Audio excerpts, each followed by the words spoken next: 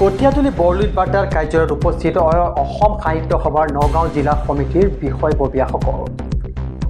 আজি বিয়লি ভাগত উক্ত প্ৰতিষ্ঠানটোত উপস্থিত হয় নগাঁও জিলা সমিতিৰ বিষয়ববীয়াসকল।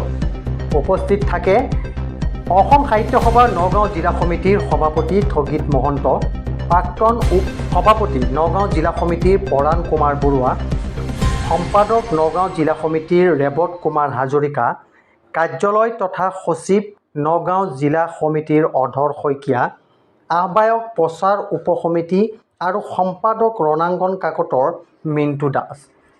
উক্ত ব্যক্তিকেইগৰাকী উপস্থিত হৈ প্ৰতিষ্ঠানটোৰ সকলো সদস্যক শুভেচ্ছা জ্ঞাপন কৰাৰ লগতে বৰলুইত বাৰ্তাৰ দীৰ্ঘায়ু কামনা কৰা পৰিলক্ষিত হয়।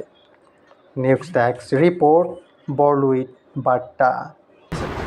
নগাঁও জিলাৰ কঠীয়াতলীত নতুনকৈ অসমীয়া যুৱকসকলে বৰলুইতৰ পৰ্টেবল যি খুলিছে, ইয়াৰ জৰিয়তে অসমীয়া নৱপ্ৰজন্মই তেওঁলোকৰ ভৱিষ্যত উজ্জ্বল হওক আৰু অসমীয়াৰ এই দুৰ্দান্ত সাহস সততাৰে কৰ্মজীৱনত আগুৱাই যাওক।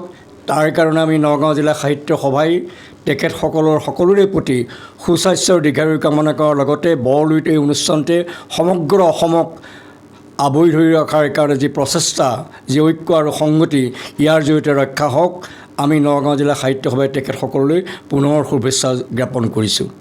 ধন্যবাদ। চিৰচেনেৰী মোৰ ভাষা জননী।